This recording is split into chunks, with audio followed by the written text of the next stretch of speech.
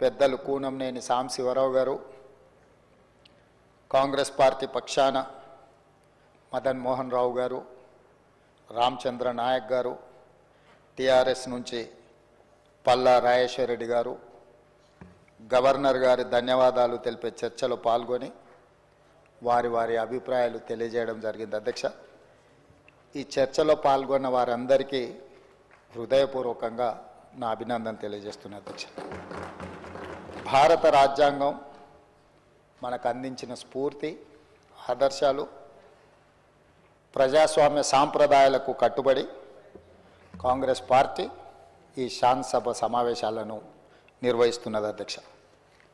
అధ్యక్ష, ఒకసారి తెలంగాణ రాష్ట్రం ఏర్పడ్డ తర్వాత గత ప్రభుత్వాల యొక్క వ్యవహార శైలిని ప్రజాస్వామ్యం పట్ల డాక్టర్ బాబాసాహెబ్ అంబేద్కర్ గారు అందించిన మన భారత రాజ్యాంగాన్ని మనందరం ఇదే బైబిల్గా, ఖురాన్గా, భగవద్గీతగా ఒక గొప్ప ప్రపంచ దేశాలతో పోటీపడి ముందుకు నడిపించే ప్రజాస్వామ్య దేశంగా పరిణమిల్లడానికి భారత రాజ్యాంగం ఉపయోగపడ్డది.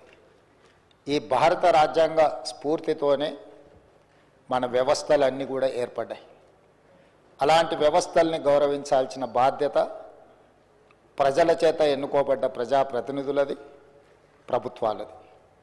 కానీ గత ప్రభుత్వం, ఈ సందర్భంగా నేను గుర్తు చేయదలుచుకున్న అధ్యక్ష తమరి ద్వారా తెలంగాణ ప్రజలకు 2022 బడ్జెట్ సమావేశాల సందర్భంగా గవర్నర్ గారి ప్రసంగం లేకుండానే బడ్జెట్ సమావేశాలను ప్రారంభించడం జరిగింది. అదేవిధంగా 2023 బడ్జెట్ సమావేశాల సందర్భంగా గవర్నర్ గారి ప్రసంగం లేకుండానే సమావేశాలను నిర్వహించాలని ఆలోచన చేస్తే ఆ రోజు కోర్టు కొంత కఠినంగా సూచన చేయడంతో విధిలేని పరిస్థితిలో గవర్నర్ గారి ప్రసంగాన్ని ఈ ఉభయ సభలను ఉద్దేశించి ప్రసంగించడానికి గత ప్రభుత్వం అనుమతి ఇచ్చింది. ఇది దురదృష్టకరం అధ్యక్ష. ప్రజాస్వామ్యము, ఈ ప్రభుత్వాలు ఏ ఒక్క వ్యక్తుల యొక్క సొంత ఆస్తి కాదు అధ్యక్ష. ఇది మన పెద్దలు, మన పూర్వీకులు మనకు వారసత్వ సంపదగా ఇచ్చి ఈ సాంప్రదాయాలను ఇంకా బలపరిచి బలోపేతం చేసి ప్రజాస్వామ్యం వేళ్ళూనుకునే విధంగా ముందుకు తీసుకెళ్లాలని ఎంతో విశ్వాసంతో ప్రజలు మనకి అవకాశం ఇచ్చారు. కానీ ఒక మహిళ, ముఖ్యంగా బలహీన వర్గాలకు సంబంధించిన మహిళ ఈ రాష్ట్ర గవర్నర్గా ఉంటే ఆ మహిళను ఎన్నోసార్లు గవర్నర్ హోదాను వ్యక్తిగా మహిళను అగౌరవపరిచి కించపరిచే విధంగా మాటలు, సూటిపోటి మాటలతో ఆనాటి గవర్నర్ గారిని గత ప్రభుత్వం అవహేళన చేసింది. కానీ మా ప్రభుత్వం వ్యక్తిగతంగా ఈ వ్యవస్థల్ని, ఈ వ్యవస్థల యొక్క విలువలని తగ్గించడానికి మేము ప్రయత్నం చేయదలుచుకోలేదు అధ్యక్ష. అందుకే మా ప్రభుత్వం ఏర్పడ్డ తర్వాత రాజ్యాంగబద్ధ సంస్థలైన కేంద్ర ప్రభుత్వం కావచ్చు, లేకపోతే గవర్నర్, అదేవిధంగా న్యాయ వ్యవస్థలు కావచ్చు, ఎన్నికల వ్యవస్థలు కావచ్చు, వీటన్నిటితో సత్సంబంధాలను ఏర్పాటు చేసుకొని ఆ వ్యవస్థల్ని, సంస్థల్ని గౌరవించుకుంటూనే తెలంగాణ రాష్ట్ర ప్రభుత్వాన్ని ముందుకు నడిపించే ప్రయత్నం చేస్తున్నాం. అందులో భాగంగానే నిన్న మన గవర్నర్ గారి ప్రసంగం ప్రజాస్వామ్య స్ఫూర్తిని ఈ దేశ ప్రజలకు గుర్తు చేయడంలో భాగంగానే వారు ప్రస్తావించడం జరిగింది అధ్యక్ష. అదేవిధంగా అధ్యక్ష, నేను మిత్రులు శాసనసభ్యులని మేము 6 సార్లు ఎన్నికైనాం, 7 సార్లు ఎన్నికైనామని, 10 ఏళ్ళు మంత్రులుగా చేసినామని, 10 ఏళ్ళు తెలంగాణ ఉద్యమం చేసినామని గొప్పలు చెప్పుకునే వాళ్ళు అక్కడ మీడియా సెంటర్లో మాట్లాడుతూ ఇది కాంగ్రెస్ పార్టీ ఎన్నికల మేనిఫెస్టో లాగానే ఉంది, గాంధీ భవన్లో తయారు చేసిన ప్రసంగం లాగానే ఉంది, ఇది కాంగ్రెస్ పార్టీ ఆలోచన విధానానికి ఉంది, మేము తప్పు పడుతున్నామని వాళ్ళు మాట్లాడినారు అధ్యక్ష. నిజంగా నాకు ఆశ్చర్యం కలిగించింది అధ్యక్ష. 10 సంవత్సరాలు ప్రభుత్వాన్ని నడిపి 10 సంవత్సరాలు కేంద్రంలో, రాష్ట్రంలో, అదేవిధంగా ఉమ్మడి రాష్ట్రంలో మంత్రులుగా చేసిన పార్టీ అధ్యక్షతన, ఆ నాయకుడు అధ్యక్షతన నడుస్తున్న పార్టీ, ఆయన మంత్రివర్గంలో పనిచేసిన శాసనసభ్యులు ఈ రకంగా మాట్లాడడం నాకు ఆశ్చర్యాన్ని కలిగించింది. ఎందుకంటే అజ్ఞానమే గొప్ప విజ్ఞానం అనుకుంటున్నట్టున్నారు, తెలివి తక్కువతనమే తమ గొప్పతనంగా అనుకుంటున్నట్టున్నారు. అధ్యక్ష, ఏ రాజకీయ పార్టీ అయినా ప్రజల దగ్గరికి ఎన్నికల ముందు మమ్మల్ని సమర్థించమని అడగడానికి వెళ్ళినప్పుడు ఆయా రాజకీయ పార్టీలు రేపు ప్రభుత్వాన్ని ఏర్పాటు చేస్తే ఎలాంటి కార్యాచరణతో ముందుకు వస్తాయో, ప్రభుత్వాన్ని ఏర్పాటు చేసిన తర్వాత ఆ ప్రభుత్వంలో ఆ పార్టీ తీసుకోబోయే నిర్ణయాలనే ఎలక్షన్ మేనిఫెస్టో అంటాం అధ్యక్ష. ఆ ఎన్నికల మేనిఫెస్టోను ప్రజలకు వివరించి ప్రజల యొక్క మన్ననలు పొంది ప్రజా తీర్పును తమకు అనుకూలంగా చట్టసభల్లో ప్రజాప్రతినిధులను ఎన్నుకునే విధంగా ప్రభావితం చేసి వాళ్ళ చేత ఎన్నికైన ప్రభుత్వం మెజారిటీ సభ్యులతో ప్రభుత్వాన్ని ఏర్పాటు చేసి మంత్రివర్గాన్ని ఏర్పాటు చేసుకొని ఆ మంత్రివర్గము ఎన్నికల మేనిఫెస్టోలో ఇచ్చిన హామీల ప్రాతిపదికన ప్రభుత్వపరమైన పాలనా నిర్ణయాలు తీసుకొని ఆ పాలనా నిర్ణయాలనే మంత్రివర్గ ఆమోదం చేయించి మంత్రివర్గం ఆమోదం పొందిన అంశాలనే గవర్నర్ గారు ఉభయ సభలను ఉద్దేశించి ప్రసంగిస్తారు అధ్యక్ష. ఇది ఇక్కడనే కాదు, కేంద్ర ప్రభుత్వంలో కూడా లోక్సభ రాజ్యసభలను ఉద్దేశించి రాష్ట్రపతి గారు చేసే ప్రసంగం కూడా కేంద్ర మంత్రివర్గ ఆమోదం, ప్రధానమంత్రి గారి అధ్యక్షతన జరిగిన మంత్రివర్గంలో ఆ ప్రభుత్వం యొక్క విధానాలను ఆమోదించిన తర్వాతనే ఆ అంశాలను రాష్ట్రపతి గారు ఉభయ సభలను ఉద్దేశించి ప్రసంగిస్తారు అధ్యక్ష. రాష్ట్రపతి ప్రతినిధిగా గవర్నర్ గారు, రాష్ట్ర ప్రభుత్వాలు ముఖ్యమంత్రి గారి అధ్యక్షతన మంత్రివర్గం ఆమోదించిన అంశాలను మాత్రమే గవర్నర్ గారు ఈ సభలను ఉద్దేశించి ప్రసంగిస్తారు అధ్యక్ష.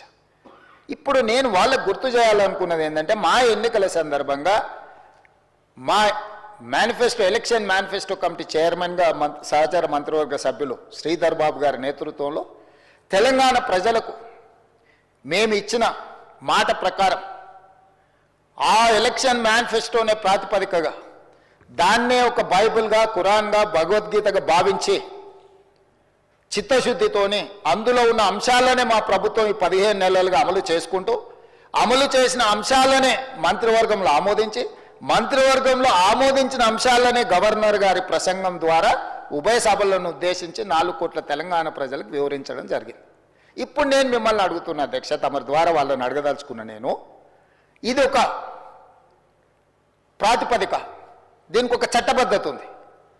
మరి మా పార్టీ ప్రజల దగ్గరికి వెళ్ళి ప్రజల యొక్క మన్ననలు పొంది ప్రభుత్వాన్ని ఏర్పాటు చేసిన ప్రభుత్వం తీసుకున్న నిర్ణయాలను గవర్నర్ ప్రసంగంలో మేము పొందుపరిస్తే దాన్ని తప్పుబట్టి అవహేళన చేసి ఇది కాంగ్రెస్ పార్టీ విధానం లాగానే ఉంది అట్లెట్లుంటుంది అంటారు ఏంది అధ్యక్ష?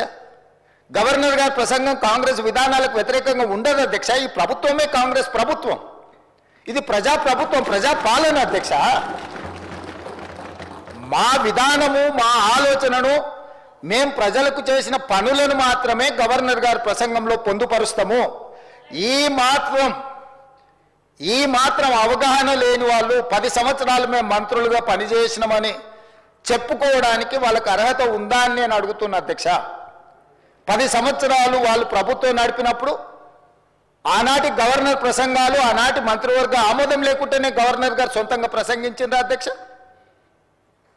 వాళ్ళ గవర్నర్ వ్యవస్థ మీద నమ్మకం లేకపోవచ్చు, మహిళల పట్ల గౌరవం లేకపోవచ్చు, ఆనాటి గవర్నర్ గారిని వారు కించపరిచిండ్రు, అవమానపరిచిండ్రు, అసహ్యకరమైన భాషలో తిట్టిండ్రు అధ్యక్ష. ఇట్లాంటి సాంప్రదాయాలకు కాంగ్రెస్ పార్టీ వ్యతిరేకం, మా ప్రభుత్వం వ్యతిరేకం అధ్యక్ష. మేము ఇట్లాంటి తప్పులు చెయ్యం. గవర్నర్ వ్యవస్థను గౌరవించే బాధ్యత మాది. మనం రాసుకున్న రాజ్యాంగం అధ్యక్ష, ఇది మనం తెచ్చుకున్న రాజ్యాంగం అధ్యక్ష. అందుకే గవర్నర్ గారిని గౌరవించి గవర్నర్ గారి ప్రసంగాన్ని, గవర్నర్ గారి ప్రసంగంలో ఏమైనా ప్రజలకు ఇంకా మేలు చేయడానికి ఏమైనా మీరు సూచనలు చేయాలనుకుంటే వాటి సూచనలు చేస్తే తప్పకుండా ప్రభుత్వం రేపు బడ్జెట్లో ప్రవేశపెట్టబోయే బడ్జెట్లో ఉప ముఖ్యమంత్రి గారు ఆ అంశాలను కూడా చర్చకు తీసుకొని వాటిని అందులో పొందుపరిచి ముందుకు వెళ్తాం అధ్యక్ష. కానీ ఈరోజు వాళ్ళు ఇట్లా మాట్లాడాల్సిందంతా మాట్లాడతాం, ఎవరు మాట్లాడినా అడ్డుకుంటాం, ఆ తర్వాత మేము వెళ్ళిపోతాం. ఖాళీగా ఉన్నది కదా అధ్యక్ష. మన పార్లమెంట్ ఎలక్షన్లు ఇదే జరిగింది కదా అధ్యక్ష. నేనేం చెప్పినా సున్నా అవుతుంది, గుండు సున్నా అవుతుంది అని చెప్పిన కదా అధ్యక్ష. ఇట్లనే వివరిస్తే రేపు శాసనసభలు కూడా గుండు సున్నా అవుతుంది అధ్యక్ష. అదేవిధంగా అధ్యక్ష, ప్రజల సంక్షేమం, ప్రజా శ్రేయస్సు కోసం మేము పరితపిస్తూ ఉన్నది ఉన్నట్టుగా కళ్ళకు కట్టినట్టుగా చెప్పాలనేదే నా తాపత్రయం అధ్యక్ష. అబద్ధాల ప్రాతిపదికన ప్రజల్ని మభ్యపెట్టి ప్రతిపక్షాలను లేకపోతే వాళ్ళ మీద ఆధిపత్యం చెలాయించి వాళ్ళ గొంతు నొక్కి ప్రభుత్వాన్ని మేము నడపాలని అనుకుంటలేము అధ్యక్ష. అందుకే తెలంగాణ రాష్ట్రం దేశంలోనే సమున్నతంగా అన్ని రంగాలలో నిలబెట్టాలనే తాపత్రయంలో మా మంత్రివర్గ సహచరులు తమరు ఈ వ్యవస్థలన్నీ కూడా మా ప్రభుత్వ అధికారులు కూడా సంపూర్ణంగా సహకరించబట్టి చాలా విజయాలు సాధించినాం. ఇంకా సాధించాల్సినవి ఉన్నాయి. ఈ అంశాలకు సంబంధించి ఈరోజు మనం చర్చించుకుంటున్నాం. గవర్నర్ గారు లేవనెత్తిన అంశాలతో పాటు అదేవిధంగా ప్రభుత్వంలో ఇప్పుడు ఈ జరిగిన 15 నెలల పరిపాలన మీద ప్రతిపక్ష సభ్యులు పల్లా రాజేశ్వర రెడ్డి గారు కావచ్చు, జగదీశ్వర్ రెడ్డి గారు కావచ్చు, మహేశ్వర్ రెడ్డి గారు కావచ్చు, లేకపోతే కూనంనేని సాంబశివరావు గారు కావచ్చు, అక్బరుద్దీన్ ఓవైసీ గారు కావచ్చు, మిత్రులు రామచంద్ర నాయక్, ఆది శ్రీనివాస్ గారు, వేముల వీరేశం గారు కావచ్చు, ప్రస్తావించిన అంశాలను అన్నిటిని కూడా దృష్టిలో పెట్టుకుంటాం అధ్యక్ష. ఎందుకంటే ప్రజల శ్రేయస్సు కోసం, ప్రజలకు మేలు జరగాలన్నదే మా ఆలోచన. కాబట్టి ఎవరు ఏమాత్రం తెలంగాణ సమాజానికి ఉపయోగపడే సూచనలు చేసినా వాటన్నిటినీ తీసుకోవడానికి మాకు ఎలాంటి అభ్యంతరం లేదు అధ్యక్ష. ఈ తెలంగాణ ఏళ్ళకేళ్లకు పోరాడిన తెలంగాణ చరిత్ర అధ్యక్ష. అణిచివేతను అహంకారాన్ని ధిక్కరించి ఎదిరించే ఉద్యమ పునాదులున్న ప్రాంతం తెలంగాణ ప్రాంతం అధ్యక్ష. 10 ఏళ్ల విధ్వంసం, నియంతృత్వ పోకడల నుంచి తెలంగాణ 4 కోట్ల మంది ప్రజలు మార్పును కోరుకొని ఈరోజు ఈ ప్రభుత్వాన్ని ఏర్పాటు చేయడం అధ్యక్ష. అందుకే ఈరోజు మేము ఇక్కడ ఉన్నాం అధ్యక్ష. ప్రజలు మార్పు కోరుకున్నారు, ప్రజాస్వామిక విలువలను పెంపొందించాలని ప్రజలు ఆశించారు. అందుకే ఈరోజు మేము ఇక్కడ నించొని ఈ ప్రభుత్వాన్ని ప్రజల కోసం నడిపిస్తున్నాం అధ్యక్ష. అందుకే అధ్యక్ష, తెలంగాణ రాష్ట్రంలో మా ప్రభుత్వం ఏర్పడిన తర్వాత ముఖ్యంగా రైతుల కోసం, మహిళల కోసం, యువత కోసం, విద్యార్థుల కోసం, నిరుద్యోగ యువకుల కోసం, వీళ్ళందరి కోసం తెలంగాణ రాష్ట్రం యొక్క అభివృద్ధి, తెలంగాణ రాష్ట్ర బ్రాండ్ ఇమేజ్, తెలంగాణ రాష్ట్రాన్ని ప్రపంచ దేశాలతోనే పోటీ పడే విధంగా ఈరోజు పెట్టుబడులను తేవడమే కాకుండా ఈరోజు సంక్షేమము, అభివృద్ధి, పారదర్శక పరిపాలనను తీసుకురావాలన్న తాపత్రయం, ఆలోచన, కృషి ఈ 15 నెలల్లో మేము ఏదైతే చేసినామో వాటికి సంబంధించిన వివరాలను గవర్నర్ గారి ప్రసంగంలో పెట్టినాం. దానికి సంబంధించిన కొన్ని విషయాలను కూడా తమరి ద్వారా ఈరోజు తెలంగాణ ప్రజలకు నేను వివరించదలుచుకున్నాను అధ్యక్ష. ముఖ్యంగా వ్యవసాయం అధ్యక్ష. తెలంగాణ ప్రజలు 70% పైగా వ్యవసాయం మీద ఆధారపడ్డ కుటుంబాలు అధ్యక్ష. తెలంగాణ ప్రాంతానికి ఒక గొప్ప చరిత్ర ఉన్నది. పెద్దలు దామోదర రాజనరసింహ గారు, లేకపోతే మా బట్టి విక్రమార్క గారు వివిధ సందర్భాలలో తెలంగాణ ప్రజలకు భూమితో ఉన్న బంధం, భూమితో ఉన్న అనుబంధం, ఈ భూమే సర్వం, తెలంగాణ సమాజంలో పోరాటాలు, నేల కొరిగిన వీరులు చిందించిన రక్తం, ఈ భూమి కోసము, భుక్తి కోసం, విముక్తి కోసమే పోరాటాలు జరిగినాయి అధ్యక్ష. అది ఆనాటి సాయుధ రైతాంగ పోరాటం కావచ్చు, తొలిమల్లి తెలంగాణ ఉద్యమాలు కావచ్చు, ఈనాడు ప్రజలు ఆశిస్తున్నది కావచ్చు. భూమే మన ఆత్మగౌరవం. అమ్మ ఎంతనో భూమాత అంతనే. గ్రామంలో మన యొక్క గౌరవం, మన గుర్తింపు, మన భూమి. ఆ భూమిని నమ్ముకొని వ్యవసాయంలోనే పుట్టి, వ్యవసాయంలోనే పెరిగి, వ్యవసాయంలోనే చనిపోతున్న మన కుటుంబాలను ఆదుకోవాలన్న బాధ్యత మా ప్రభుత్వం మొట్టమొదటిగా తీసుకున్నది అధ్యక్ష. అందుకే ఎన్నికల సమయంలో 2 లక్షల రూపాయల వరకు రైతులను రుణ విముక్తులను చేసి, మీరు ఎక్కడైనా చూడండి అధ్యక్ష, ఆత్మహత్యల్ని, కార్పొరేట్ కంపెనీలు లక్షల కోట్లు అప్పులు చేసిన వ్యాపారస్తులు ఎవరు ఆత్మహత్యలు చేసుకోలేదు అధ్యక్ష ఈ దేశంలో. కానీ రైతు 20,000, 50,000, 1,00,000, 2 లక్షలు అప్పు చేస్తే, అప్పులవాడు ఇంటి ముందుకు వచ్చి నిలబడితే ఆ ఆత్మ గౌరవాన్ని చంపుకోలేక అప్పులవాడు ఇంటి ముందు నిలబడితే తలెత్తుకొని అబద్ధాలు చెప్పలేక ఈనాడు నా రైతాంగం ఆత్మహత్యలకు పాల్పడుతున్నారు అధ్యక్ష. అత్యధికంగా ఆత్మహత్యలు జరగడానికి కారణం రైతులు తెచ్చుకుంటున్న అప్పుల అధ్యక్ష. అందుకే ఏ కార్పొరేట్ కంపెనీ వాడు దాదాపుగా 16 లక్షల కోట్ల రూపాయల కార్పొరేట్ కంపెనీలు బ్యాంకులకు ఎగవేత వేసి నీరవ్ మోడీలు, లలిత్ మోడీలు, విజయ్ మాల్యాలు వేల లక్షల కోట్ల అప్పులు చేసి దేశం విడిచి పారిపోయి ఇతర దేశాలలో విలాసవంతమైన జీవితాలు గడుపుతున్నారు తప్ప ఎవరు బ్యాంకులకు పన్ను ఎగవేసి అప్పిచ్చినోడికి అప్పేగేసి ఎవరు ఆత్మహత్యలు చేసుకోలేదు అధ్యక్ష. కానీ నా గ్రామీణ ప్రాంతాలలో, తండాలలో, గూడాలలో, మారుమూల పల్లెల్లో ఉన్న రైతాంగం వేల రూపాయల అప్పులు చేస్తే కూడా అప్పులవాడు ఇంటి ముందుకు వస్తే కుటుంబ సభ్యుల ముందు, కట్టుకున్న భార్య ముందు, తమ పిల్లల ముందు అవమానాన్ని భరించలేక ఆత్మహత్యలు చేసుకుంటున్నారు. కాబట్టే మొట్టమొదట మా ప్రభుత్వం ఏర్పడ్డ తర్వాత రైతులకు రుణమాఫీ చెయ్యాలి, రుణ విముక్తులను చేయాలి, ఆత్మగౌరవంతో నా రైతాంగం బ్రతకాలి అన్న ఆలోచనతోటి 2 లక్షల రూపాయల వరకు రుణమాఫీ చేస్తామని ఏ ఎన్నికల మేనిఫెస్టోలో మాట ఇచ్చినామో మాట ప్రకారం 25,35,000 మంది రైతులకు 20,616 కోట్ల రూపాయల 89 లక్షలు, దాదాపుగా 20,617 కోట్ల రూపాయలు రైతు రుణమాఫీ చేసిన చరిత్ర మా ప్రభుత్వానిది, ఈ మంత్రివర్గాన్ని అని చెప్పి నేను ఈ సందర్భంగా చెప్పదలుచుకున్నాను అధ్యక్ష. ఈ దేశ చరిత్రలోనే ఏ ప్రభుత్వం కూడా మొదటి సంవత్సరంలో ఉన్న అన్ని రాష్ట్రాలు కావచ్చు, కేంద్ర ప్రభుత్వం కావచ్చు, కేంద్ర ప్రభుత్వం కూడా ఏ ఒక్క రాష్ట్రానికి 20,617 కోట్ల రూపాయలు మొదటి 10 నెలల్లో చేసిన చరిత్ర లేదు. ఇది చరిత్రలో శాశ్వతంగా నిలిచిపోయే ఒక గొప్ప సందర్భము. 25,35,000 మంది రైతులకు 20,617 కోట్ల రూపాయల రుణమాఫీ చేసి రైతులను రుణ విముక్తులను చేసి ఆత్మగౌరవంతో తలెత్తుకొని బ్రతికే విధంగా ఈరోజు రైతులకు స్వేచ్ఛనిచ్చిన ప్రభుత్వం మాది అధ్యక్ష. ఈరోజు ఆ రైతులను ఆదుకోవాలన్న ఆలోచనతోని ప్రయత్నం అంతా చేసినాం అధ్యక్ష. అదేవిధంగా అధ్యక్ష, గతంలో రైతు బంధు అన్నాడు, ఎన్నికలు వచ్చినప్పుడే మాత్రమే ఖాతాలలో పడేది.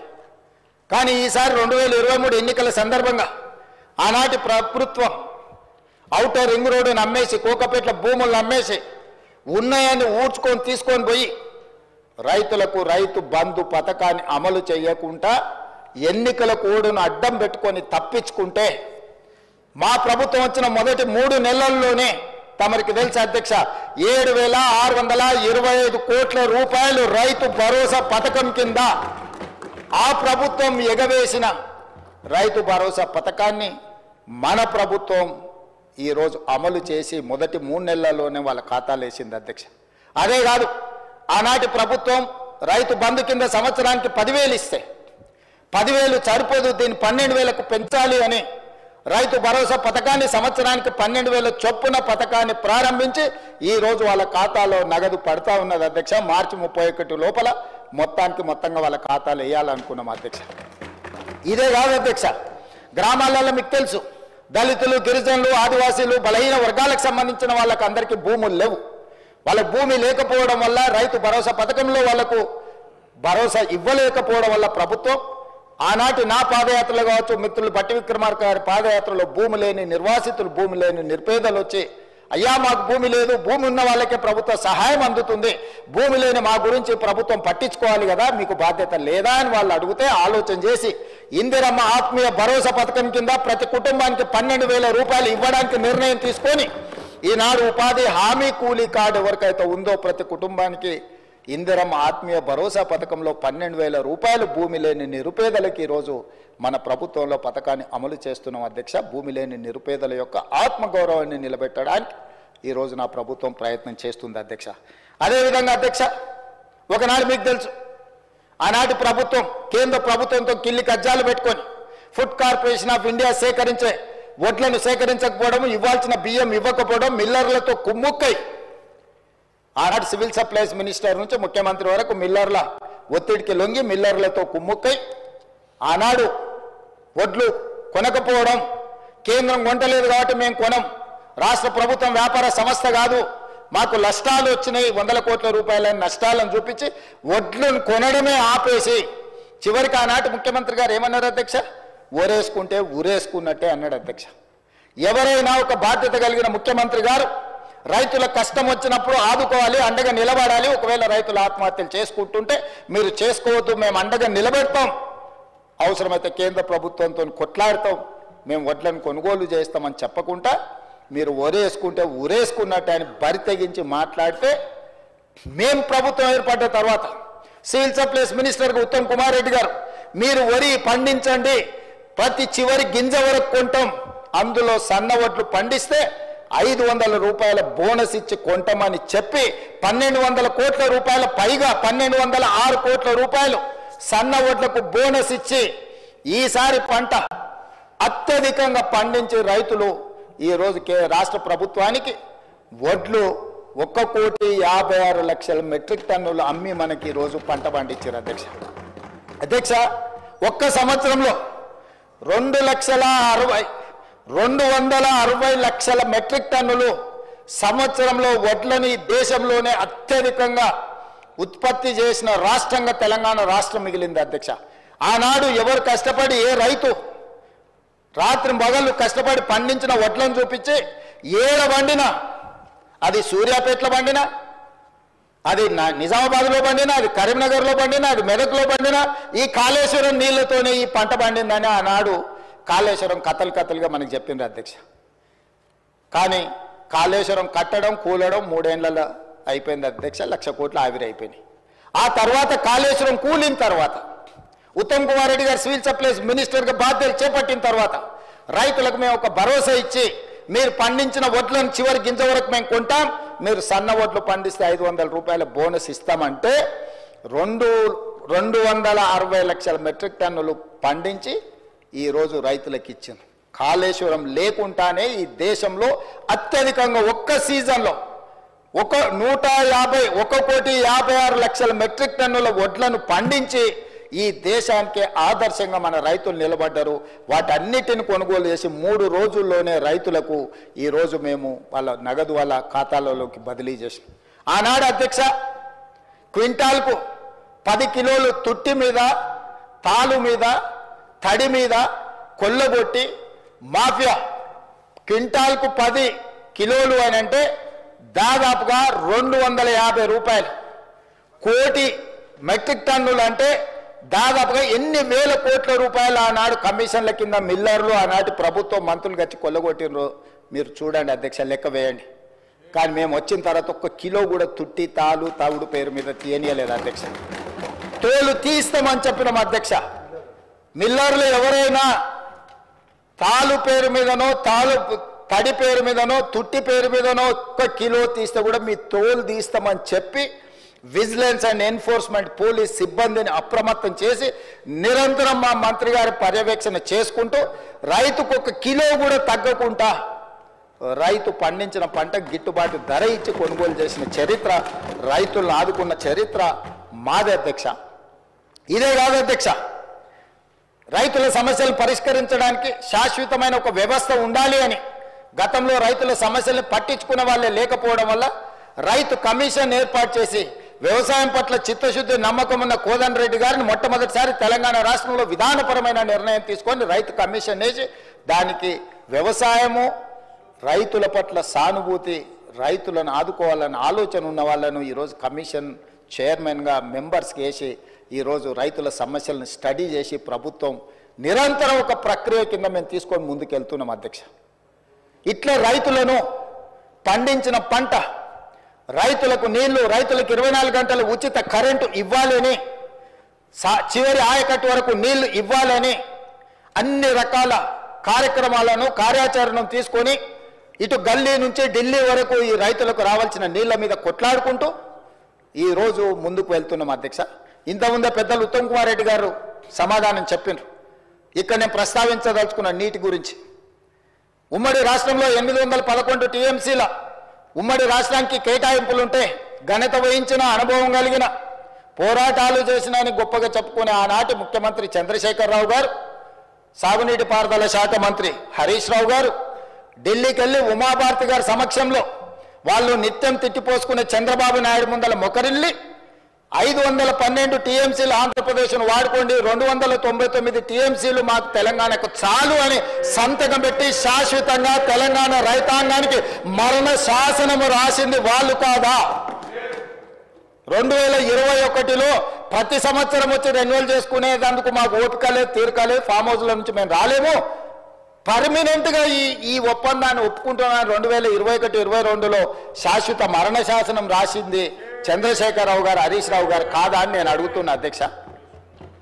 ఇవాళ మేము వచ్చిన తర్వాత వీటిని పరిశీలించి పరివాహక ప్రాంతాన్ని లెక్క పెడితే 68% తెలంగాణకు రావాలి, 32% ఆంధ్రప్రదేశ్కు పోవాలి, మాకు 70% నీళ్లను కేటాయించండి అని గతంలో చేసిన ఒప్పందాలను అన్నిటినీ తిరగ రాయాల్సిందే అని పదే ఢిల్లీకి వెళ్ళి ప్రధానమంత్రిని మొదలు పెడితే జలశక్తి మినిస్టర్ వరకు గతంలో ఉన్న మంత్రిని, ఇప్పుడున్న మంత్రిని పదే ఉత్తమ్ కుమార్ రెడ్డి గారు, నేను ఉన్నతాధికారులు వెళ్ళి కలిసి కృష్ణా పరివాహక ప్రాంతంలో పరివాహక ప్రాంతం 70% మాది ఉంది, 30% ఆంధ్రప్రదేశ్ ఉంది, నీళ్లు మాత్రం 66% ఆంధ్రప్రదేశ్ తీసుకుంటుంది, 34% మాకిస్తుంది.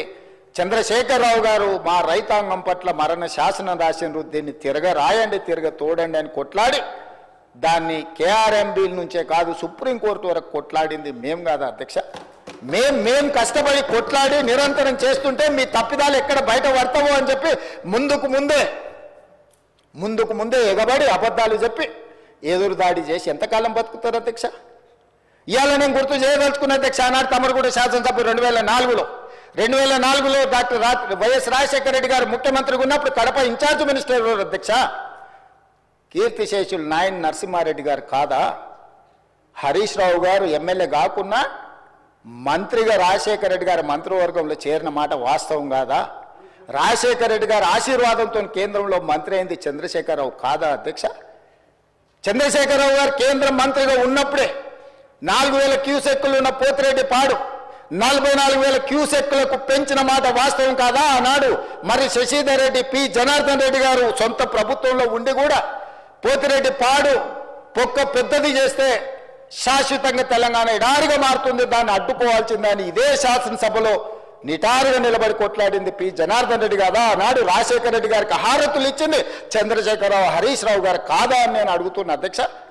ఆనాడు మంత్రివర్గంలో ఉన్న మీరు, ఆనాడు కడప జిల్లా ఇన్ఛార్జ్ మంత్రిగా ఉన్న నాయన్ నరసింహారెడ్డి గారు, మీరు శాశ్వతంగా తెలంగాణ హక్కులను తాకట్టు పెట్టి తెలంగాణ నిడారిగా మార్చి నా పాలమూరును, నల్లగొండను, రంగారెడ్డి జిల్లాను వలసల జిల్లాలుగా మార్చి, ఫ్లోరైడ్ జిల్లాలుగా మార్చి ఈ రైతులను పొట్టన పెట్టుకున్నది మీరు కాదా? మీ నీతి, మీ జాతి తెలంగాణ సమాజం మర్చిపోయిందని మీరు అనుకుంటున్నారా? ఆనాడు మేము లేం శాసనమండలిలో, నేను లేనా? ఇక్కడ ఉన్నోళ్ళు చాలా మంది ఆనాడు శాసనసభ్యులు కాదా? శ్రీధర్ బాబు గారు, ఉత్తమ్ కుమార్ రెడ్డి గారు ఆనాడు ఈ సభలో లేరా?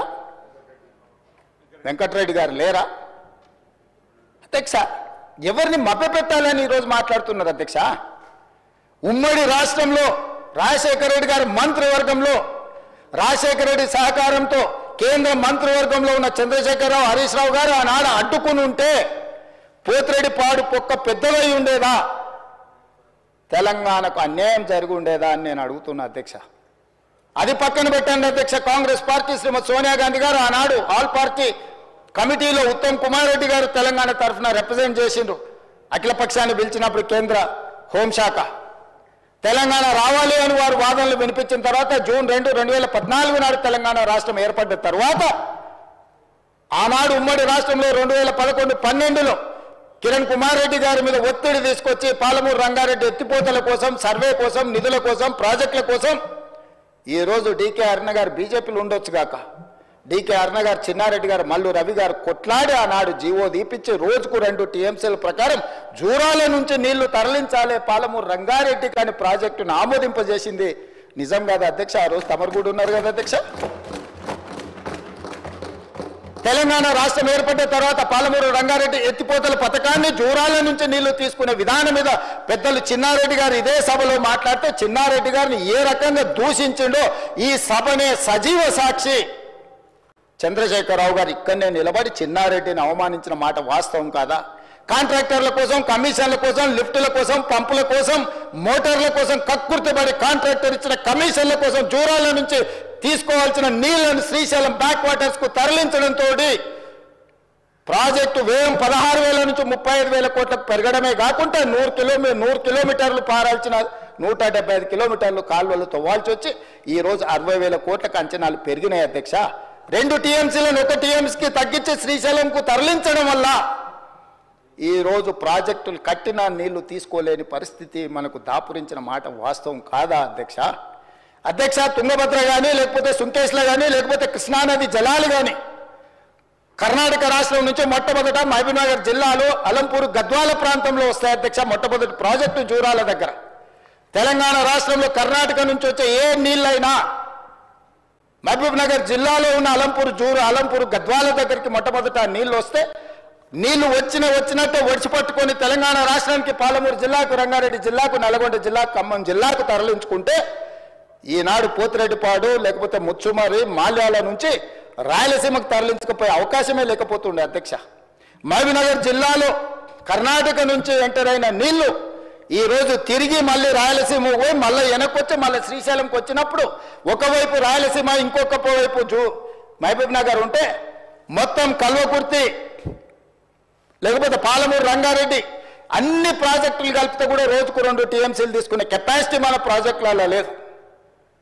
ఇవాళ ఎస్ఎల్బీసీ ఆనాడు రాజశేఖర రెడ్డి గారు ఉన్నప్పుడు ఫ్లోరైడ్ జిల్లా అయిన నల్గొండ జిల్లాకు 3,60,000 ఎకరాలకు గ్రావిటీతో నీళ్లు ఇవ్వాలని ఎస్ఎల్బీసీని ఆనాడు 2,000 కోట్లతో ప్రారంభిస్తే ఆనాడు దాదాపుగా 20 పైగా కిలోమీటర్లు ఉమ్మడి రాష్ట్రంలో టన్నెల్ తవ్వుతే నువ్వు తెలంగాణ వచ్చిన తర్వాత 4 ఏళ్లలో పూర్తి చేయాల్సిన ప్రాజెక్టును 10 ఏళ్ళైనా పూర్తి చేయక 10 కిలోమీటర్లు పక్కన పెట్టి ఈరోజు శాశ్వతంగా నల్గొండ జిల్లాను ఫ్లోరైడ్లో ముంచి అక్కడి రైతుల చావులకు కారణం నువ్వు.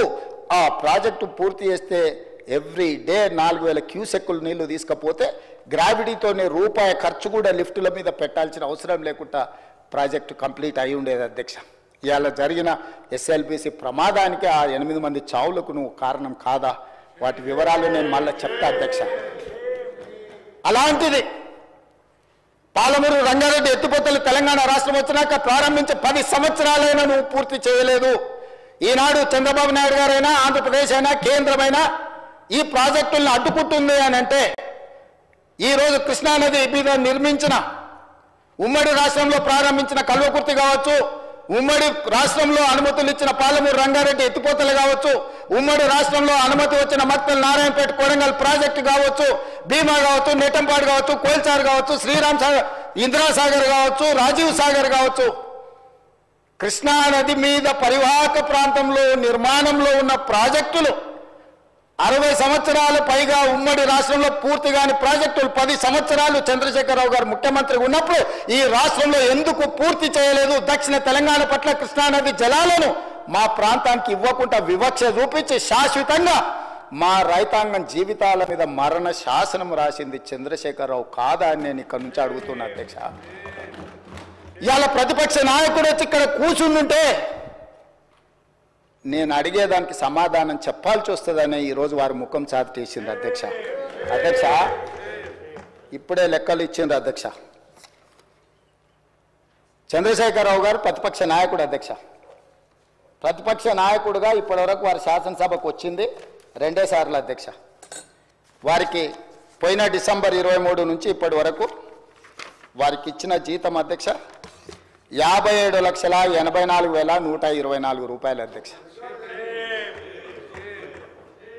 శాసనసభ్యుడిగా ప్రతిపక్ష నాయకుడిగా డిసెంబర్ 1, 2023 నుంచి ఫిబ్రవరి 28, 2025 వరకు ఈ దాదాపుగా 15 నెలలలో వాళ్ళు తీసుకున్న ప్రభుత్వం సొమ్ము, జీత భత్యాలు, శాసనసభ్యులు కూడా ప్రభుత్వ ఉద్యోగ అధ్యక్ష తమకు తెలుసు కదా, సుప్రీంకోర్టు తీర్పిచ్చింది. వారు 57,84,124 రూపాయలు జీత భత్యాలు తీసుకున్నారు అధ్యక్ష. 2 సార్లు ఇక్కడికి వచ్చింది, ఇప్పటి వరకు ఎక్కడికి వెళ్ళలేదు అధ్యక్ష. ప్రభుత్వ జీత భత్యాలు తీసుకొని ప్రజల్ని గాలికి వదిలేసి తెలంగాణ రాష్ట్రాన్ని కర్మకు వదిలేసిన ప్రధాన ప్రతిపక్ష నాయకుడు ఈరోజు వాళ్ళను ఇట్లా తయారు చేసి రేబీస్ వ్యాక్సిన్ రియాక్షన్ వచ్చినట్టుగా వాళ్ళు వ్యవహరిస్తుంటే ఏం చెప్పాలి అధ్యక్ష? ఇక సెక్యూరిటీలు ఇవన్నీ ఇంకా మళ్ళీ అది సపరేట్గా నేను చెప్పదలుచుకున్న వాటి జోలికి వెళ్ళదలుచుకోలేదు. సరే, కుటుంబ సభ్యుల వల్ల ఆయన ప్రాణ ప్రమాదం ఉంది కాబట్టి ఆయన సెక్యూరిటీ పెట్టుకున్నాడు. సరే, అది సహజంగా, అందుకే ఆయన దూరంగా ఉంటున్నాడు వాళ్ళకు చుట్టూతా పోలీసు పహారాల మధ్య అధ్యక్ష. సరే, అది వారి సమస్య అనుకోండి, నేను దాని జోలికి వెళ్ళదలుచుకోలేదు. సో ఈరోజు ఎస్ఎల్బిసి పూర్తి చేసి ఉంటే నల్గొండ కష్టాలు తీరు ఉండేటివి కదా, డిండి ప్రాజెక్టు పూర్తి చేసి ఉంటే నల్గొండ కష్టాలు తీరు ఉండేటివి కదా, మా పాలమూరు రంగారెడ్డి ఎత్తిపోతల ప్రాజెక్టు ఈరోజు జూరాల నుంచి నీళ్లు తీసుకుని ఉంటే రాయలసీమ నీళ్లు దొంగిలించే అవకాశం ఉండకపోతుండే కదా అధ్యక్ష. ఈరోజు కృష్ణా నదిలో మొత్తం ప్రాజెక్టుల మీద వివరాలు తీయండి అధ్యక్ష.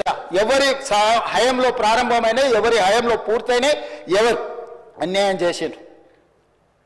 పెద్దలు చంద్రశేఖరరావు గారిని రమ్మని ఉండే అధ్యక్ష, తమరైన వ్యక్తిగతంగా మాట్లాడండి. వారు ఏ రోజు వస్తారో వారి సభలో ఉన్నప్పుడే కృష్ణానది జలాల మీద చర్చ పెడతాము. ఈ చర్చలో ఒకవేళ మా తప్పేదైనా ఉందని నిరూపిస్తే సభా సాక్షిగా చంద్రశేఖరరావు గారికి, బీఆర్ఎస్ నాయకులకు నేను క్షమాపణ చెప్తా అధ్యక్ష. ఇది నా సవాల్ అధ్యక్ష చంద్రశేఖరరావు గారికి. సవినయంగా నేను చంద్రశేఖరరావు గారికి సవాలు విసురుతున్న కృష్ణా పరివాహక ప్రాంతంలో కృష్ణానది జలాలలో ఈరోజు తెలంగాణకు శాశ్వతంగా అన్యాయం జరిగింది చంద్రశేఖరరావు గారి హయంలో, లెక్కలతో సహా నిరూపించడానికి నేను మా మంత్రి ఉత్తమ్ కుమార్ రెడ్డి గారు సిద్ధంగా ఉన్నాం అధ్యక్ష. వాళ్ళ సంతకాలు పెట్టొచ్చి వాళ్ళ అఫిడవిట్లు వేసి రాయలసీమ లిఫ్ట్ ఇరిగేషన్ ప్రారంభించి 2020లో ఆంధ్రప్రదేశ్ ముఖ్యమంత్రి జగన్మోహన్ రెడ్డి గారిని ప్రగతి భవన్కు పిలిపించి పంచపక్ష ప్రమాణాలు పెట్టి రాయలసీమ లిఫ్ట్ ఇరిగేషన్ జీవో మొత్తం రాయలసీమలో ఈరోజు పోతిరెడ్డిపాడు కావచ్చు, మాల్యాల కావచ్చు, లేకపోతే ముచ్చుమరి కావచ్చు, రాయలసీమ లిఫ్ట్ ఇరిగేషన్ కావచ్చు, ఇవన్నీ కలిసి శ్రీశైలం బ్యాక్ వాటర్స్ నుంచి పర్ డే 10 TMC, ప్రతిరోజు 10 TMCలు 60 రోజులు మనకు వర్షాలు వచ్చినప్పుడు ఉంటే 600 TMCలు వెనుక నుంచి వెనకల్నే రాత్రికి రాత్రే తరలించకపోవడానికి ఇవాళ ప్రాజెక్టులు పూర్తయినాయి. 2014 నుంచి 2023 డిసెంబర్ వరకు చంద్రశేఖరరావు గారు ముఖ్యమంత్రిగా సాగునీటి పారుదల శాఖ మంత్రిగా ఉన్నప్పుడు తెలంగాణ రాష్ట్రానికి అన్యాయం చేసింది అధ్యక్ష. రోజుకు 10 TMCల నీళ్ళని తరలించకపోయే ప్రాజెక్టులు వాళ్ళు పెడితే చంద్రశేఖరరావు నిమ్మకు నీరెత్తినట్లు ఉంటే నారాయణపేట నియోజకవర్గంలో గవినోళ్ళ శ్రీనివాస్ అని ఒక సామాన్యమైన రైతుతోని green tribunal, national green tribunal చెన్నైలో కేసు వేయించి ఆ ప్రాజెక్టుల మీద స్టే తీసుకొచ్చి ఈ ప్రాజెక్టులో అనుమతులు లేకుండా, పర్యావరణ అనుమతులు లేకుండా ప్రాజెక్టులు నిర్మిస్తున్నారన్న ప్రాజెక్టుల మీద స్టే ఒక పాలమూరి అతి సామాన్యమైన రైతు కుటుంబం నుంచి ఒక రైతు స్టే తెచ్చిన తర్వాత మేము గగ్గోలు పెట్టి లొల్లి పెట్టి రాళ్లతో కొడతామని పాలమూరు జిల్లా రైతులు తిరగబడ్డ తర్వాత ఆ పిటిషన్లో రాష్ట్ర ప్రభుత్వం పోయి ఇంప్లీడ్ అయింది అధ్యక్ష. ఇది ఎక్కడ చూద్దాం అధ్యక్ష. తెలంగాణ హక్కుల కోసం శాశ్వతంగా మనకు అన్యాయం జరిగే నిర్ణయాలు ఆంధ్రప్రదేశ్ తీసుకుంటే ప్రభుత్వం కొట్లాడాల్సింది పోయి, ఉద్దండులైన న్యాయ కోవిదులను పెట్టి అడ్డుకోవాల్సింది పోయి వదిలేస్తే ఒక సామాన్యమైన పాలమూరు రైతు నేషనల్ గ్రీన్ ట్రిబ్యునల్లో కేసు వేసి స్టే తీసుకొస్తే పర్యావరణ అనుమతులు ఇవ్వని అప్పుడు పోయి వీళ్ళు విధి లేని పరిస్థితిలో ఇంప్లీడ్ అయినారు అధ్యక్ష. అధ్యక్ష, నేను ఒక మాట గుర్తు చేయదలుచుకున్నాను అధ్యక్ష. చాలా మాట్లాడిండ్రు, ఉండుంటే బాగుండేది, నేను అడుగుండేవాడిని. రోజా గారి ఇంటికి వెళ్ళి రొయ్యల పులుసు తిన్నది ఎవరు అధ్యక్ష? నేనా ఉత్తమ్ కుమార్ రెడ్డి గారు అధ్యక్ష? రోజా గారు ఒక్కసారి రొయ్యల పులుసు పెడితేనే తిని రాయలసీమను రతనాల సీమ చేసి వస్తాను చెప్పొచ్చిన మహానుభావుడు ఆయన.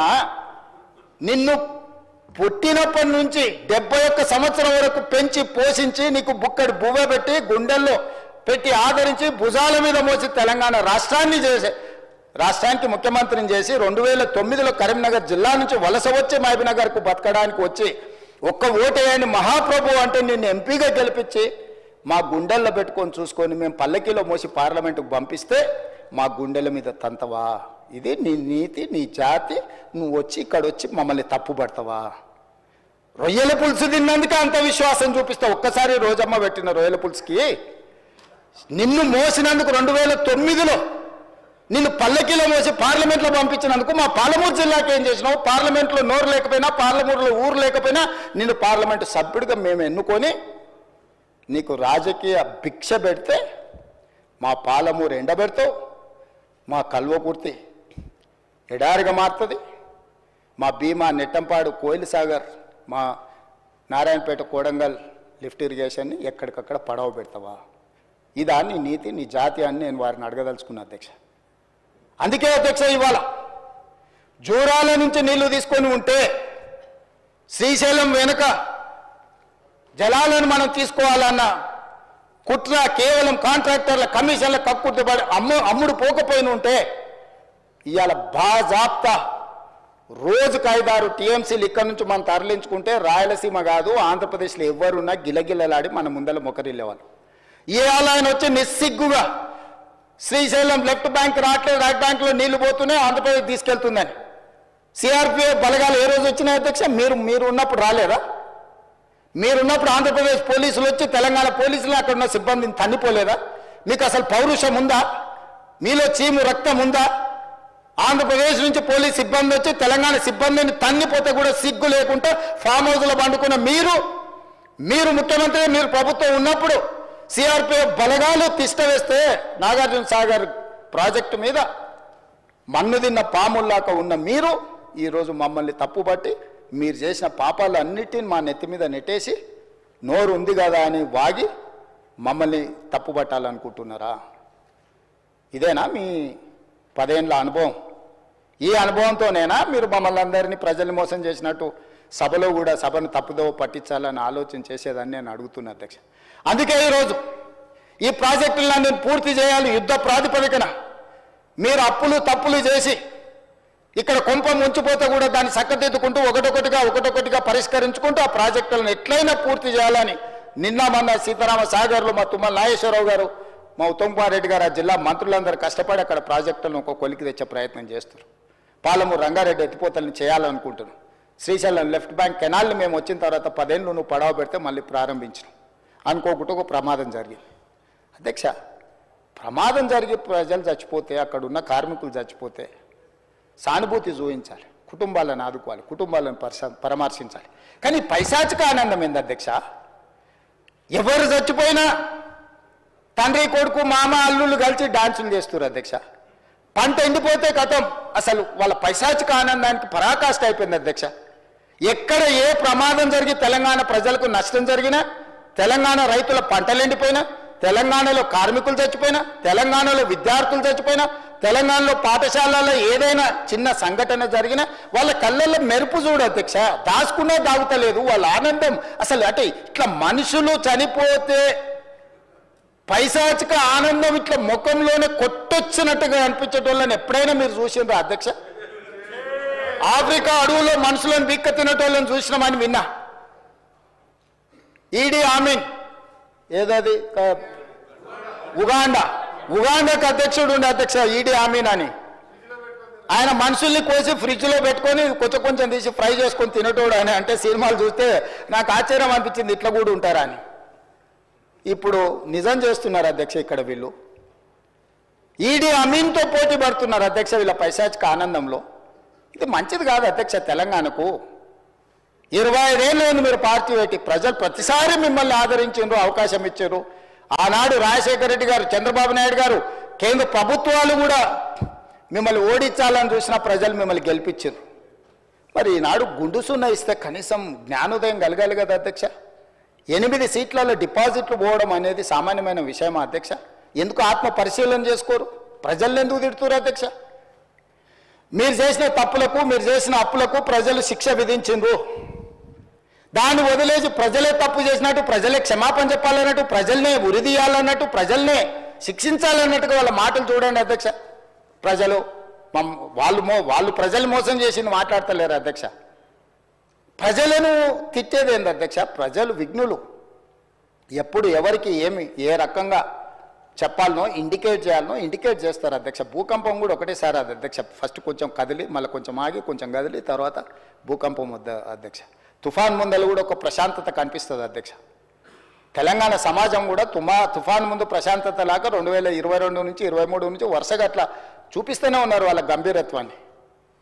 ఇప్పటికైనా జరిగిన పరిణామాలను అంచనా వేసుకొని పరిశీలించుకొని వచ్చి కూర్చొని ఒక బాధ్యత కలిగిన ప్రతిపక్షంగా ఇక్కడ ఉండి మంచిని మంచి, చెడును చెడు, మీ అనుభవాన్ని ఉపయోగించి విశ్లేషించి విడమర్చి మాట్లాడితే ప్రజలు ఆమోదించేటోళ్ళు అధ్యక్ష.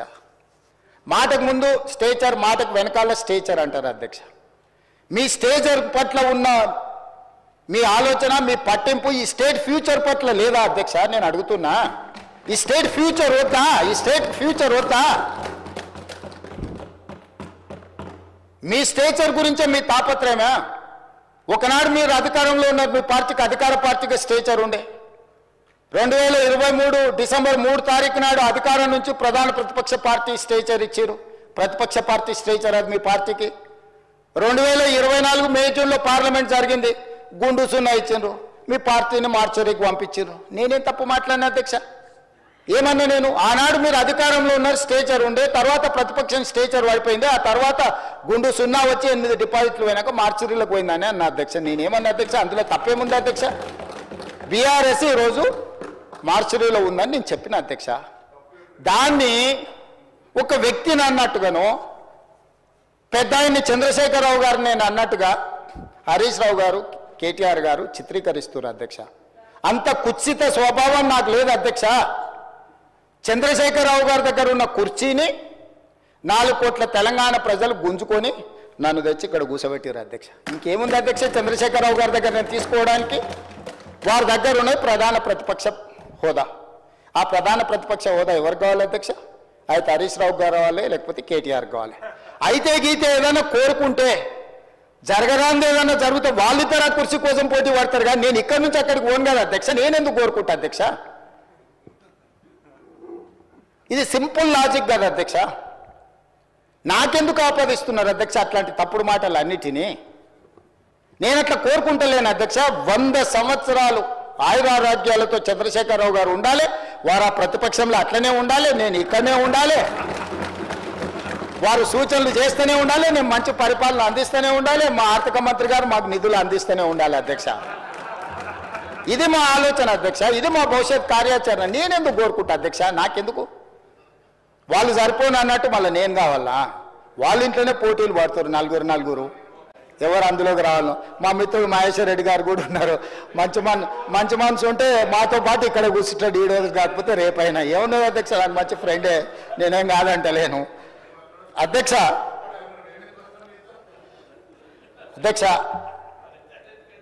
10 సంవత్సరాల వాళ్ళ పరిపాలనలో ఈ తెలంగాణ రైతాంగానికి జరిగిన సంక్షేమం కానీ, అభివృద్ధి కానీ, చేసిన రుణమాఫీ కానీ, లేకపోతే కొనుగోలు చేసిన వడ్లు కానీ, కందులు కానీ, పత్తి కానీ, మిర్చి కానీ, పసుపు కానీ, సోయాబీన్ కానీ, ఏ పంటల గురించి అయినా, పండించిన పంటల గురించి, లేకపోతే కొనుగోలు చేసిన పంటల గురించి, లేకపోతే విధానపరమైన నిర్ణయాలు అగ్రికల్చర్ పాలసీ గురించి కానీ, ఎనర్జీ పాలసీ గురించి కానీ, ఇంకేదైనా పాలసీ గురించి కానీ, రైతుల గురించి ఎప్పుడైనా మేము చర్చకు సిద్ధంగా ఉన్నాము. చంద్రశేఖరరావు గారిని తారీఖు చెప్పమన్నారు. నేను మా సంబంధిత శాఖ మంత్రులను రిక్వెస్ట్ చేస్తా, తమరిని కూడా నేను రిక్వెస్ట్ చేస్తున్నా.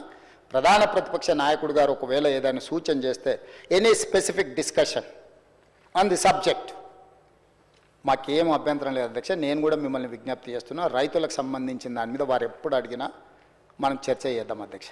అదేవిధంగా అధ్యక్ష, మహిళలు ఆడబిడ్డలు ఆశీర్వదించి రేవంత్ అన్న అని పెద్దోళ్ళు, మా బిడ్డ మా పిల్లగాడు, మా ఇంట్లో పిల్లగాడని అనుకోవడం వల్లనే ఈరోజు నేను ఇక్కడికి వచ్చిన అధ్యక్ష. ఆడబిడ్డల ఆశీర్వాదం లేకుండా ఈరోజు నేను ఇక్కడ లేను, మా ప్రభుత్వం లేదు. కాంగ్రెస్ పార్టీ మీకు తెలుసు, ఈ దేశానికి ఉక్కు మహిళగా ప్రధానమంత్రి శ్రీమతి ఇందిరాగాంధీని కాంగ్రెస్ పార్టీ చేసింది. ఈ దేశానికి రాష్ట్రపతిగా ప్రతిభా పాటిల్ని కాంగ్రెస్ పార్టీ చేసింది. లోక్సభ స్పీకర్గా మీరా కుమారి బాబు జగ్జీవన్ రామ్ గారి కుమార్తె, తెలంగాణ రాష్ట్రాన్ని స్పీకర్గా, తెలంగాణ రాష్ట్రాన్ని ఇచ్చిన మహిళ స్పీకర్గా కాంగ్రెస్ పార్టీ చేసింది. శ్రీమతి సోనియా గాంధీ గారు యూపీఏ చైర్పర్సన్గా తెలంగాణ రాష్ట్రాన్ని ఇచ్చిండ్రు. వారు సుదీర్ఘకాలం కాంగ్రెస్ పార్టీ అధ్యక్షురాలుగా పనిచేసిండ్రు. మహిళా నాయకత్వాన్ని ఆమోదిస్తూనే మహిళల యొక్క సాధికారికత కోసం మేము నిరంతరం ప్రయాణం చేస్తూనే ఉన్నాం అధ్యక్ష. మహిళల గురించి ఏ రోజు కూడా మేము వాళ్ళలాగా తక్కువ అంచనా వేయలేదు అధ్యక్ష. మొదటి 5 సంవత్సరాలు మంత్రివర్గంలో మంత్రి ఇవ్వలేదు.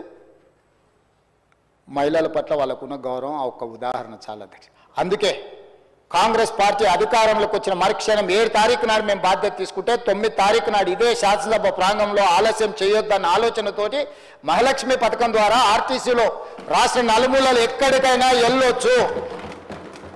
పండుగ పూట అమ్మగారింటికి వెళ్ళాలన్నా, లేకపోతే ఇతర పండుగలకు అమ్మోరిని దర్శించుకోవాలన్నా ఇంటాయననో లేకపోతే కన్న కొడుకునో బస్ కిరాయిలు అడిగి బస్సు ఛార్జీలు ఇస్తేనే వెళ్ళినట్టు, లేకపోతే దుఃఖాన్ని కడుపులో దిగమింగుకొని ఇంటి పట్టున ఉన్న ఆడబిడ్డలకు స్వేచ్ఛను కల్పించాలన్న ఆలోచనతో ఉద్యోగాలకు వెళ్ళే చదువుకోవడానికి వెళ్ళే ఆడపిల్లలకి ఎవరికి ఈ ఇబ్బంది జరగొద్దని మహాలక్ష్మి పథకం ద్వారా రాష్ట్రంలో మొత్తము నలుమూలల ఆర్టీసీలో ఉచిత బస్సు ప్రయాణాన్ని డిసెంబర్ 9, 2029 నాడు ఇదే ప్రాంగణంలో తమ అనుమతితో ప్రారంభించుకున్నాం అధ్యక్ష.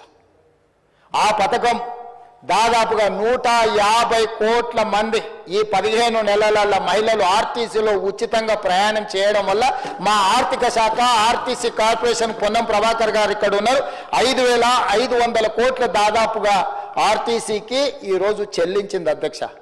ఈ దేశంలోనే మహిళలకు రాష్ట్రంలో ఎక్కడి నుంచి ఎక్కడికైనా అమ్మగారింటికి వెళ్ళాలన్నా, అమ్మవారిని దర్శించుకోవాలన్నా, రాష్ట్రంలో ఎక్కడి నుంచి ఎక్కడికి వెళ్ళాలన్నా, ఎక్కడ చేయి చూపించినా ఆ బస్సు ఆపి బస్సులో ఆడబిడ్డను ఎక్కించుకొని వాళ్ళు దగ్గర దించి ఈరోజు మహాలక్ష్మి పథకాన్ని ఆడబిడ్డలకు అమలు చేసిన రాష్ట్రం తెలంగాణ రాష్ట్రం.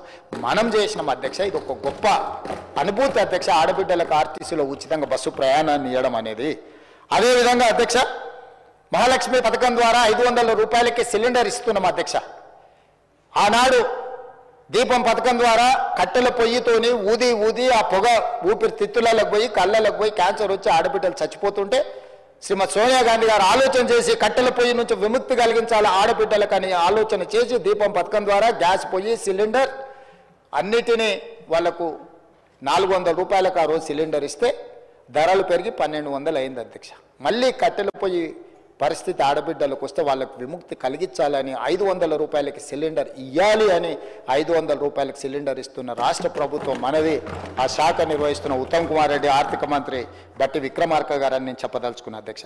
ఇదే కాదు, ఈరోజు పేదలు వ్యవసాయానికి ఉచిత కరెంటు, మరి పట్టణాలలో లేకపోతే గ్రామాలలో ఉన్న పేదలు ఉచిత కరెంటు ప్రయోజనం మాకు రావడం లేదు, మీరు చూడాలి అని అంటే ప్రతి పేదవాడి ఇంటికి 200 యూనిట్ల వరకు ఉచితంగా కరెంటు ఇవ్వాలి అని చెప్పి ఈరోజు 50 లక్షల కుటుంబాలకు ఈరోజు 200 యూనిట్లు ఉచిత కరెంటు ఇవ్వడం ద్వారా ప్రతి పేదవాడి ఇళ్లల్లో వెలుగులు అందిస్తూ దాదాపుగా 1775 కోట్ల రూపాయలు గృహజ్యోతి పథకం ద్వారా ఈ ఉచిత పథకాన్ని ఈరోజు పేదలకు అందుబాటులోకి తీసుకొచ్చి ఆడబిడ్డల కళ్ళల్లో వెలుగులు చూస్తున్నాం అధ్యక్ష. ఇది మా ప్రభుత్వం సాధించిన విజయం. అదేవిధంగా 43 లక్షల మంది సిలిండర్లు ఈరోజు ఉపయోగించుకుంటున్నారు అధ్యక్ష. ఇదే కాదు, గ్రామీణ ప్రాంతాల్లో ఇప్పటి దగ్గర విద్య గురించి మాట్లాడాను, వాటి గురించి మళ్ళీ వాళ్ళు ఉన్నప్పుడు చెప్తాను అధ్యక్ష. ఒక మాట చెప్పదలుచుకుంది, గ్రామీణ ప్రాంతాలలో తండాలలో గూడాలలో మారుమూల పల్లెల్లో డే స్కూల్స్ కావచ్చు, రెసిడెన్షియల్ స్కూల్స్ కావచ్చు, 29,000 పైచిలకు స్కూల్స్ ఉన్నాయి అధ్యక్ష. దాదాపు 5,000 పైచికు స్కూళ్ళు సింగిల్ టీచర్ స్కూల్స్ ఆనాడు తండాలలో గూడాలలో వాళ్ళు మూసేసారు అధ్యక్ష. ఆ స్కూళ్ళు మూసేస్తే ఆ స్కూళ్లను ఎవరికో కాంట్రాక్టర్లు అక్కడ పనులు చేస్తుంటే ఆ స్కూళ్ళ నిర్వహణ సరిగ్గా లేకపోవడం వల్ల మహిళా సంఘాలకు ఆడబిడ్డలకు అమ్మ ఆదర్శ పాఠశాల పేరు మీద ఆ స్కూళ్ళ రిపేర్స్, రినోవేషన్, మెయింటెనెన్స్ మొత్తం ఆడబిడ్డలకు ఇచ్చి స్కూల్లో టీచర్లకు అక్కడ ఊడ్చేదానికి అటెండర్లు లేకపోతే ఆ డబ్బులు కూడా ఆడబిడ్డలకి ఇచ్చి ఈరోజు పాఠశాల నిర్వహణ ఆడబిడ్డలకు ఇచ్చినాం అధ్యక్ష.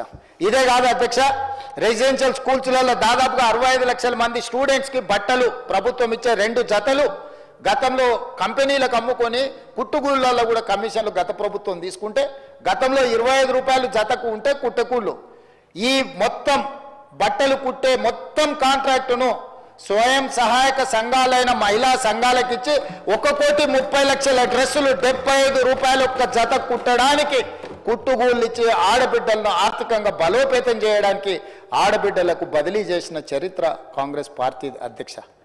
ఇదే కాదు అధ్యక్ష, ఆడబిడ్డల్ని 1,00,00,000 మందిని కోటీశ్వరులను చెయ్యాలని ఏదైతే లక్ష్యంతో ముందుకు వెళ్తున్నామో ఈనాడు 65 లక్షల మంది ఈరోజు మనకు మహిళా సంఘాలలో సభ్యులు ఉన్నారు అధ్యక్ష. వాళ్ళకు పావలా ఓటు కానీ 0% ఓటు కానీ వాటి గురించి మా బట్టి గారు మళ్ళీ లెక్కలు చెప్తారు. వాళ్ళని ఈరోజు కోటీశ్వరులను చేయాలి.